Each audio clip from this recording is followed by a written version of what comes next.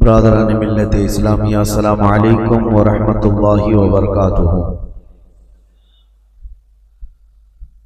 الحمدللہ الحنان المنان الذي خلق الانسان وعلمه البيان، والصلاة والسلام على رسوله سيد الانس والجان وعلى آله واصحابه ذوي الخير والاحسان، اما بعد، فاعوذ بالله من الشيطان الرجيم، بسم الله الرحمن الرحيم، قل لا اسألكم عليه اجرا الا المودة في القربى، صدق الله مولانا العظيم، وبلغنا رسوله النبي الامين المتين المختار الكريم، ونحن على ذلك من الشاهدين والشاكرين والحمد لله رب العالمين۔ بارگاہ رسالت مواب صلی اللہ تعالی علیہ وسلم میں درود پاک کا ہدیہ پیش کریں۔ اللہم صلی علی سیدنا و مولانا محمد معدن الجود والکرم وآلہ واصحابہ الکرام وابنہ الکریم وبارک وسلم صلاة دائمتا سرمدا ابدا۔ عزیزان گرامی وقار، آج محرم الحرام کی 10ویں شب ہے، اور یہ شب غریباں بھی ہے۔ اس شب میں تاریخ کی بہت ساری ایسی سچائیاں چھپی ہوئی ہیں کہ جن کو بیان کرنے کے بعد دل رکھنے والے مومن کا کلیجہ منہ کو آ جاتا ہے۔ خاندان رسول صلی اللہ تعالی علیہ وسلم کے نونہالوں کی ایک عظیم تاریخ آج کی رات سے وابستہ ہے،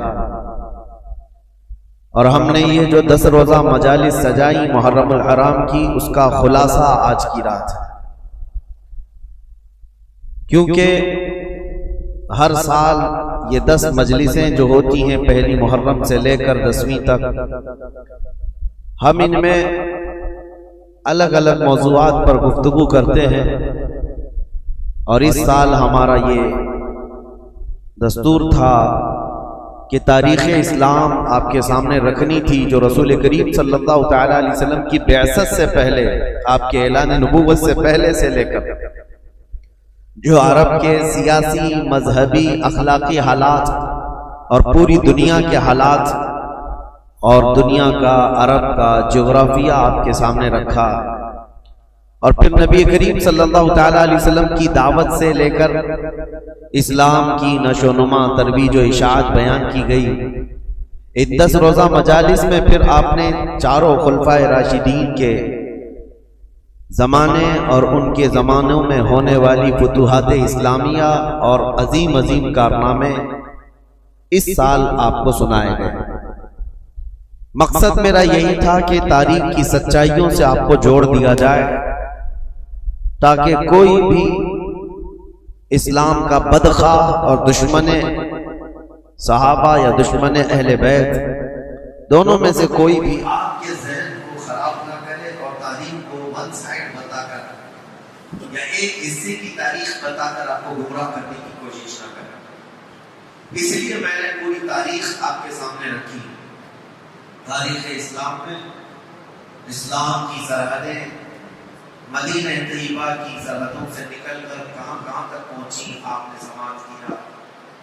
مولا علی کرم اللہ وجہہ الکریم کے زمانے تک 30 سال ہوتے ہیں خلفائے راشدین کا زمانہ، لیکن اسلام افریقہ کی سرحدوں میں، افریقہ کے جنگلات سے بھی نکل چکا، یورپ کی سرزمین پر، ایشیائی کوچر میں، ترکی میں داخل ہو چکا ہے، آذربائیجان، آرمینیا، جارجیا، یہ سارے ان ممالک تک اسلام کی سرحدیں پھیل گئی، حتیٰ کہ حضرت امیر معاویہ کے 20 سالہ دور میں اسلام سندھ اور ہند تک پہنچ چکا۔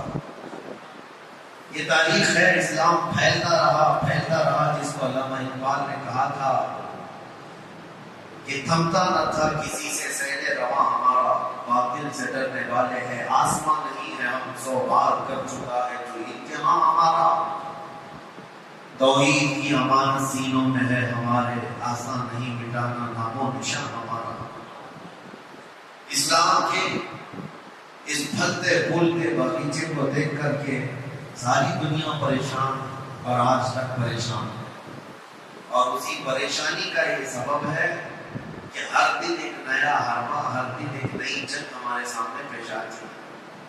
لیکن میرے عزیزوں، باطل قوتیں جتنے نئے نئے آلے ہمارے خلاف لائیں گے، جتنی جنگیں کھڑے کریں گے، ہر زمانے میں ہم اپنے بچوں کو حسین کی داستان سناتے رہیں گے، ہم کربلا سناتے رہیں گے، تاکہ ہمارے بچوں میں یہ جذبہ ہمیشہ جوان رہے کہ اب یہ دور میں آنے والی مصیبتیں یہ کوئی نئی نہیں ہیں، ہمارے آبا و اجداد نہیں، 14 صدیوں سے مسلمان یہ سب جھیلتے آ رہے ہیں۔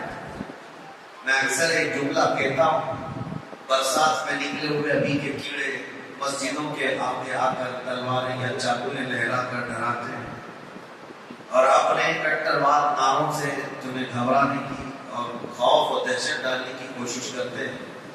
ہو سکتا ہے وہ بچے ڈر جائیں جن کو تاریخ یاد نہ ہو، اور جنہیں تاریخ یاد ہو تو ان کی زبان پر تو یہ شعر آنا چاہیے، ڈل نہ سکتے تھے جنگ میں اگر آ جاتے تھے، پاؤں شیروں کے بھی میدان سے اکھڑ جاتے تھے، حق سے سرکش ہوا کوئی تو بگڑ جاتے تھے، ارے تیز کیا چیز ہے ہم توپ سے بھی لڑ جاتے تھے۔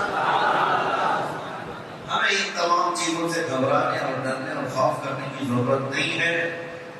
عزیزہ نگران اوقات، آج کے دن سے میں نے اعلان جیسے کیا تھا کہ اب تاریخ کو ہم آگے لے کر کے چلتے ہیں۔ امیر معاویہ کی خلافت کا دور، ان کے حکومت کا دور ختم ہوا 60 ہجری میں۔ اب زمان میں خلافت کس کے ہاتھ میں آئے، ایک بہت اختلافی مسئلہ تھا، کنٹروورشل تھا۔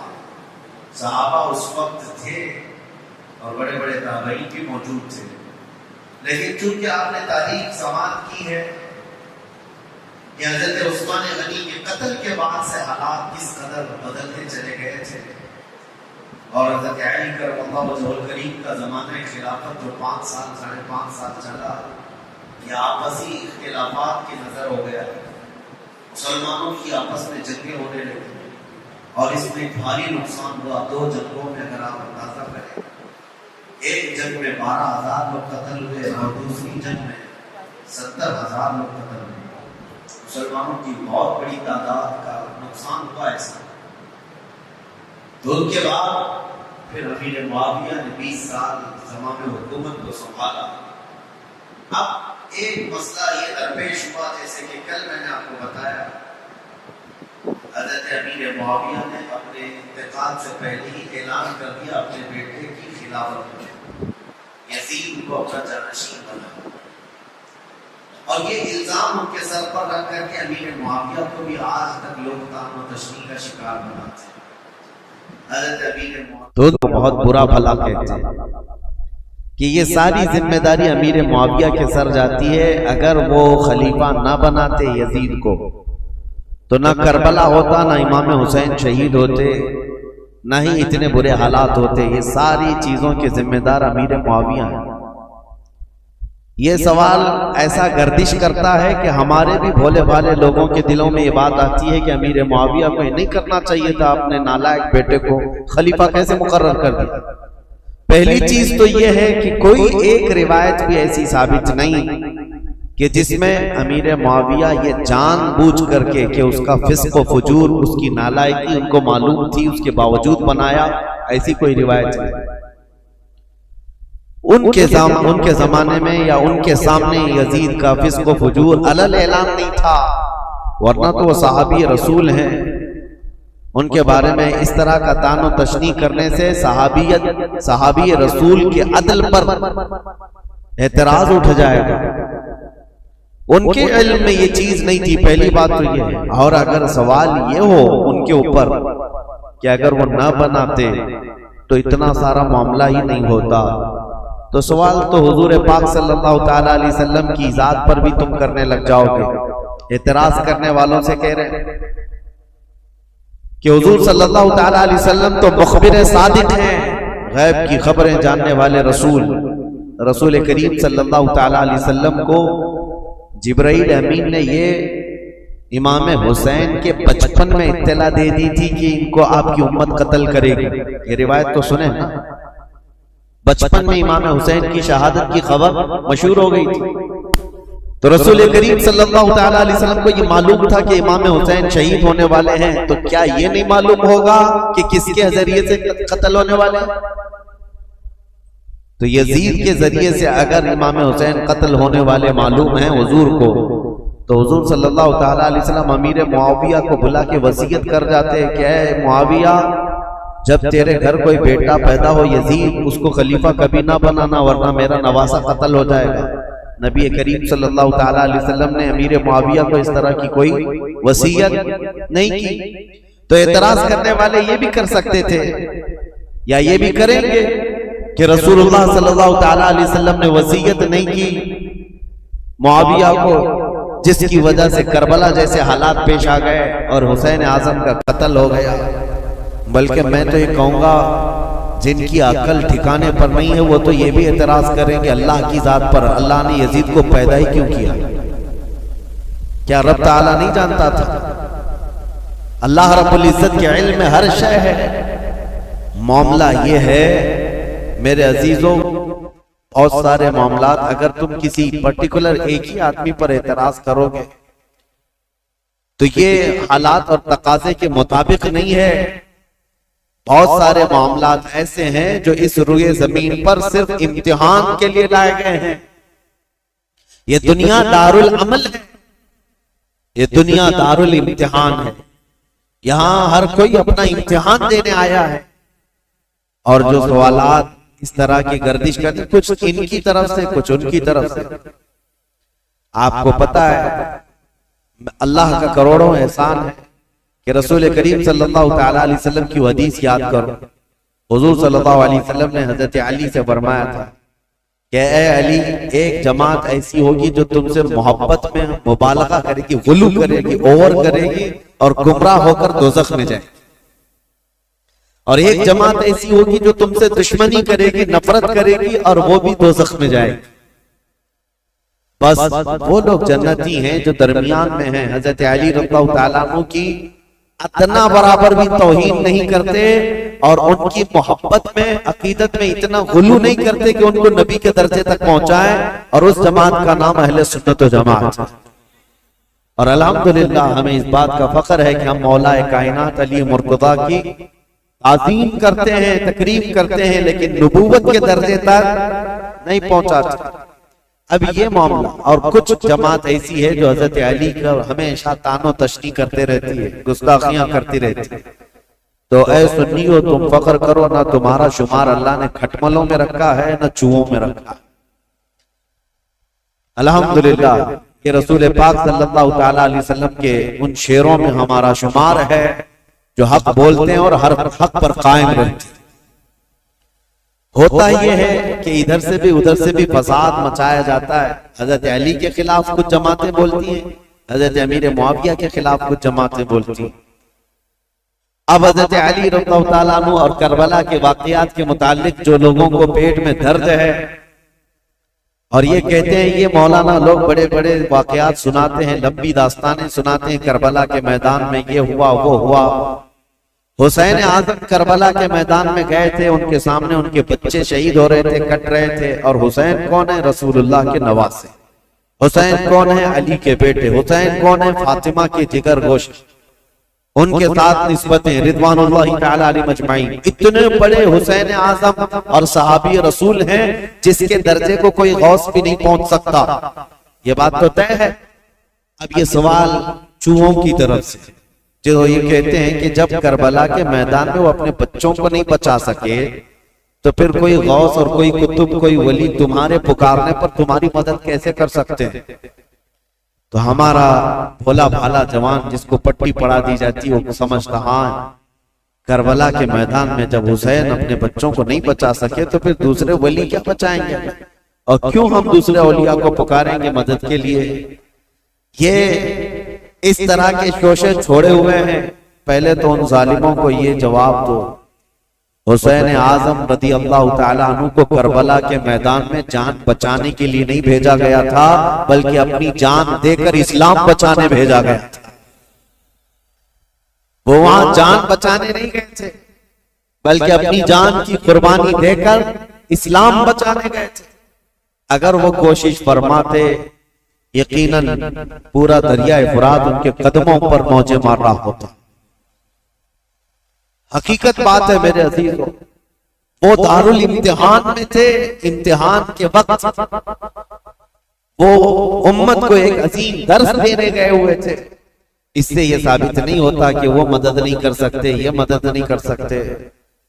ہم بغداد شریف میں تھے اور واپس آئے زیارت کی. ایک صاحب سے ہماری ملاقات ہوئی، انہوں نے کہا اچھا مولانا بغداد سے جا کر آ رہے ہیں، آپ کی جماعت تو غوث پاک کہتی ہے. کہا بالکل. کہا وہاں تو اتنے بم برس رہے ہیں، سنا ہے وہاں تو مسلمانوں کا قتل ہو رہا ہے، کتنے تو وہاں پر میزائل داغے جا رہے ہیں.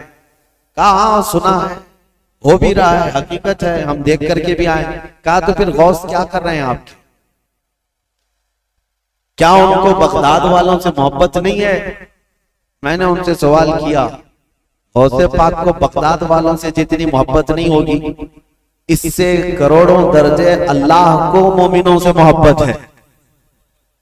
میں پوچھا اللہ کیا کر رہا ہے؟ یہ ولی کا مقام بعد میں ہے. اللہ کیا کر رہا ہے؟ کیا اللہ تعالیٰ کو ان مومنوں سے محبت نہیں ہے؟ نادانوں، اگر یہی سوال کرنا ہو تو پھر بدر میں، احد میں، خندق میں، ہر جگہ سوال یہ کرنا پڑ جائے گا کہ رب تعالیٰ نے مومن جماعت کی نصرت کیوں نہیں کی؟ جب دارالامتحان میں ہوتا ہے کوئی امتحان کے میدان میں، تو یہ نہیں دیکھا جاتا کہ اس کی جان بچ رہی یا کون بچا رہا ہے، بلکہ یہ دیکھا جاتا ہے کہ اس کے قدم کتنے مضبوط ہیں. استقامت کا امتحان ہوتا ہے. بہرحال سوالات بہت، اعتراضات بہت، اور ہمارا وقت اس میں ختم ہونا چلے جائے. ہم تاریخ کی طرف آتے ہیں. معاویہ بن ابی سفیان رضی اللہ تعالیٰ عنہما، ان کے انتقال کے بعد یزید تخت خلافت پر بیٹھ گئے، جبکہ بڑے صحابہ کی منظوری نہیں تھی، اتفاق نہیں تھا. اور جو صحابہ موجود تھے اس میں حضرت عبد الرحمن بن ابو بکر، حضرت ابو بکر صدیق کے بیٹے عبد الرحمن، حضرت عمر کے بیٹے عبداللہ، حضرت زبیر کے بیٹے عبداللہ بن زبیر، یہ بڑے صحابہ اس وقت تھے. اور حضرت حسین ابن علی رضی اللہ تعالی، ان چاروں نے انکار کر دیا تھا کہ یزید کی تولیت یا اس کی خلافت کو ہم تسلیم نہیں کرتے. اب مسئلہ یہ ہوا کہ یزید بیٹھتے ساتھ ساری جگہوں پر خط لکھنے شروع کر دیے کہ میری بیعت لے لو. اپنے باپ، میرے باپ نے اعلان کیا ہے اپنے انتقال سے پہلے، لہذا میں امیر المومنین. کوفہ میں، بصرہ میں، سب جگہ یزید کی بیعت شروع ہو گئی. اب مسئلہ آ جاتا تھا مدینے کا، اور یہ چاروں بڑے صحابہ مدینے میں تھے. تو یزید کو ڈر انہی لوگوں سے تھا کہ یہ چار لوگ اگر منع کر دیے اور انکار کر دیے تو پورے حجاز میں میرا بیڑا غرق ہو جائے. اور ان چاروں میں کوئی ایک بھی کھڑا ہو گیا اپنے خلیفہ ہونے کا اعلان کرتے ہوئے تو آدھی دنیا ان کی طرف مائل ہو جائے گی. اس لیے کہ یہ چاروں بڑی عظمت والے ہیں. ایک صدیق اکبر کا بیٹا، ایک فاروق اعظم کا بیٹا، ایک حیدر کرار کا بیٹا، ایک عبدالزبیر رضی اللہ تعالیٰ عنہ کا بیٹا. تو یہ عشرہ مبشرہ کے بیٹے ہیں اور ان کی نسبتیں بھی بڑی ہیں. اور یزید کہاں، اس کی کون سی نسبت ہے؟ یہ تو حضرت امیر معاویہ رضی اللہ تعالیٰ عنہ کے گھر میں ان کی عمارت کے زمانے میں پیدا ہوا، یعنی جب وہ گورنر تھے اس زمانے میں پیدا ہوا. ان چاروں صحابہ سے عمر میں بھی چھوٹا، اور عمل کا تو دور دور تک کوئی واسطہ ہی، کیونکہ تاریخ میں یہ ساری چیزیں محفوظ ہیں آج بھی. یزید دن رات عیاشی میں مبتلا رہا، کیونکہ اس نے عمارت دیکھی تھی اور مالداری دیکھی تھی، جس کی وجہ سے اس کے فسق و فجور کا سب بعد میں لوگوں کو پتا چلا. جب وہ تخت پر بیٹھا، بندروں کو کھلانا، نچانا، کبوتر بازی کرنا اور باندیوں سے اور غلاموں سے رقص کروانا، یہ ساری چیزیں اس کے ساتھ موجود تھی. اب یہ خبریں جب مشہور ہو گئی تو کیا جو رسول اللہ کے صحابہ ہیں ایسے شخص کو امیر تسلیم کر سکتے تھے؟ جنہوں نے خلفائے راشدین کا زمانہ دیکھا، جو چاروں خلفاء کا زمانہ دیکھے ہوں اور جو خود رسول اللہ کو دیکھے ہوں، تو وہ اس عظیم اسلام کے دامن میں کسی ایسے شخص کو برداشت کر سکتے تھے؟ ہمارا اور تمہارا حال الگ ہے. ہم نے ہر طرح کے امیروں کو دیکھا ہے، ہر طرح کے حاکموں کو دیکھا ہے، چوروں کو بھی دیکھا ہے، ڈاکوؤں کو بھی دیکھا ہے. ہمارے سامنے کسی نئے لیڈر کو لا کر اس کی تعریف کر دی جائے تو ہو سکتا ہے پھسل جائیں، کیونکہ بروں کو ہی دیکھتے آئے. لیکن وہ چار صحابہ جو مدینے میں ہیں، ان کا حال تو ایسا تھا جنہوں نے رسول اللہ کو دیکھا، جنہوں نے صدیق اکبر کا زمانہ دیکھا اور فاروق اعظم کی عدالت دیکھی ہے، عثمان بن عفان کی سخاوت دیکھی اور حیدر کرار کی شجاعت دیکھی ہے. یہ خلفائے راشدین کا سنہرا دور دیکھے ہوئے صحابہ، ان کے سامنے کوئی آ کر کے یہ کہے دن رات عیاشی کرنے والا، باندیوں کو نچوانے والا اب مسلمانوں کا امیر المومنین بن گیا ہے، خلیفہ وقت ہے، کیسے تسلیم ہو سکتا ہے؟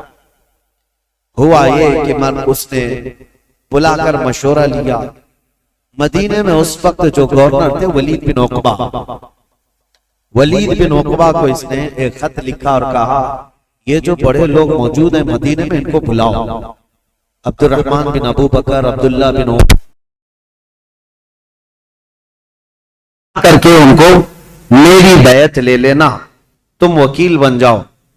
ابھی تک حضرت امیر معاویہ کے انتقال کی خبر مدینے نہیں پہنچی تھی، سب جگہ مشہور نہیں ہوئی تھی. تو یزید کا خط آیا ولید بن عقبہ کے ہاتھ. ولید بن عقبہ ایک نرم دل آدمی تھا، لیکن پڑھتے ہی خط کو کانپنے لگ گیا. کہا یہ تو بہت بڑا کام ہے میرے سر پر جو ڈالا گیا ہے، یزید کو تو یہ لوگ تسلیم کر ہی نہیں سکتے، کیا کیا جائے؟ تو وہ ظالم مروان جس کی تاریخ ہے آپ نے سنا، حضرت عثمان ابن عفان کی مہر جس نے چرائی تھی، ان کے قتل کا جو سبب بنا تھا، مروان موجود تھا. اس سے ولید بن عقبہ نے مشورہ کیا کہ کیا کرنا چاہیے. کہا چاروں کو بلاؤ اور ان کے سامنے یہ مسئلہ رکھو، کہو کہ امیر معاویہ کا انتقال ہوا اور وہ اپنے انتقال سے پہلے اعلان کر کے جا چکے ہیں، ان کا بیٹا خلیفہ ہے، لہٰذا تمہیں یہ بات ماننی پڑے گی اور بیعت کر لو. اگر وہ یہاں پر نہیں مانتے تو ان کا قتل کر دو. مروان نے سیدھے قتل کا مشورہ دیا. یہ بڑے صحابہ کے متعلق ولید بن عقبہ نے کہا ہرگز میں اپنے ہاتھ کو ان کے خون سے رنگین نہیں کر سکتا. پھر بھی اس نے بلوایا.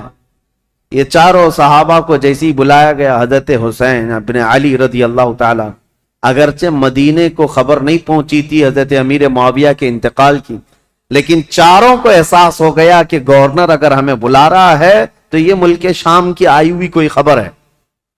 وہ اپنی تیاری سے ہی گئے تھے. حضرت امام حسین اپنے چند ساتھیوں کو لے گئے تھے اور کہا میں اندر جا رہا ہوں، اگر آواز بلند ہو جائے تو تم آ جانا اور پھر معاملات طے کیے جائیں گے. حضرت حسین، حضرت عبداللہ بن زبیر، عبد الرحمن بن ابو بکر اور حضرت عبداللہ بن عمر، یہ چاروں دارالحکومت میں آئے، گورنر ہاؤس میں. اور اس وقت ولید بن عقبہ موجود تھا اور مروان بھی موجود تھا. اس نے خط پڑھ کر کے سنایا یزید کا خط آیا ہے اور وہ خلافت کا حقدار تھا، اس لیے امیر معاویہ نے اس کے خلیفہ ہونے کا اعلان کر دیا، لہذا میں اس کا وکیل ہوں. یزید امیر المومنین کی طرف سے میں تم سے بیعت لیتا ہوں. حضرت عبد الرحمن بن ابو بکر وہ موجود تھے اور یہ دونوں صحابہ عبداللہ بن زبیر، عبداللہ بن عمر، یہ کھڑے ہو گئے. کہا ہمیں ایک دن کی مہلت دے دو، ایک دن کی مہلت دے دو. وہ نکلے. حضرت امام حسین کو اس نے پکڑ لیا. کہا کیونکہ اسے پتا تھا کہ اب یہاں مضبوط خلافت کا کوئی دعوے دار ہے تو حضرت علی کے بیٹے ہو سکتے ہیں، کیونکہ ان کی طرف پوری دنیا مائل تھی. حضرت امام حسین سے پوچھا تو حضرت امام حسین نے کہا سب سے پہلی بات تو یہ ہے کہ ہم جیسوں کو یہ زیب نہیں دیتا کہ یزید جیسا شخص خلافت کے تخت پر بیٹھ جائے. ہمیں یہ زیب نہیں دیتا کہ ایسی کوئی خبر بھی ہم سنیں، کیونکہ یہ تخت خلافت کسی بادشاہ کا نہیں، یہ رسول اللہ کی نیابت کا ہے. رسول کریم صلی اللہ تعالی علیہ وسلم کی سنتیں جس کے اندر نہیں، وہ ان کی نیابت کیا کر سکتا ہے؟ تو ولید بن عقبہ نے کہا معاملہ گرم ہو جائے گا، حسین تو تیار نہیں۔ پھر کہا نہیں، آپ کو تو بیعت کرنا ہوگا۔